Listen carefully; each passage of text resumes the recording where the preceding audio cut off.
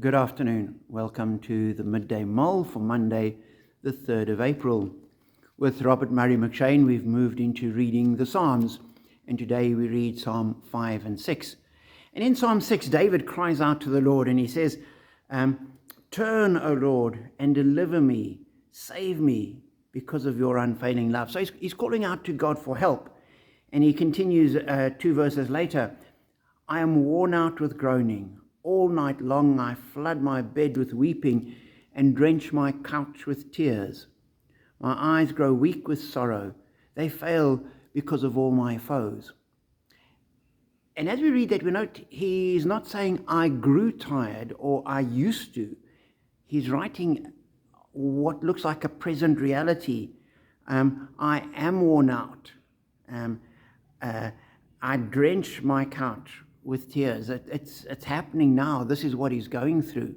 And he's calling to God for help, and he's not getting anything. He's still in the midst of the anguish that he's experiencing. And yet he then continues and he says, "Away from me, all you who do evil, for the Lord has heard my weeping. The Lord has heard my cry for mercy. The Lord accepts my prayers." And although he knows that the Lord has heard him, he's still worn out.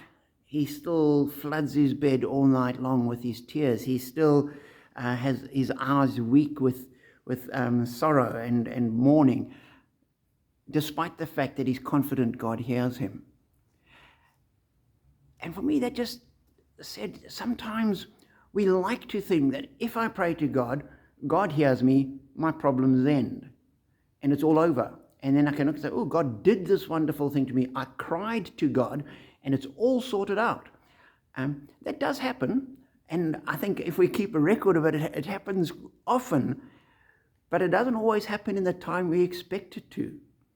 And sometimes, like David, we'll be crying out in anguish over whatever the situation is, and we will, like him, be able to write a psalm saying, this is what I'm going through. I'm crying out now. I'm in anguish. My foes are rising against me. I'm struggling. I can't sleep. The whole of my life seems like it's coming apart. And I know God hears me, but I'm still crying out to him. So if you're in a place like that, be encouraged that we're not alone, that David walked those same kind of paths, had those same kind of experiences. And we can call out to God with the same honesty that David does. And as we call out, we hold on to the fact that God does hear us. Scripture is clear. He hears us when we call on him. Why he doesn't answer immediately, we don't know. But like David, we've got to say, God hears my prayers. And that's going to be my strength. That's what I'm going to rely on, even while I'm in the midst of the darkness. So if you're in that place, hang on to it. Hang on to God. Call out to God, because he is there. He is listening. And he can, in his time and in his way, answer your prayers as will be best for you. But if you're not in that place, so often we know other people who are. And we need to not judge and point fingers. We just need to get alongside and encourage and strengthen and be a friend to them, a encouragement to them. So hold on to God's word. Draw strength from it. Get guidance from it. And as we live it, we're blessed.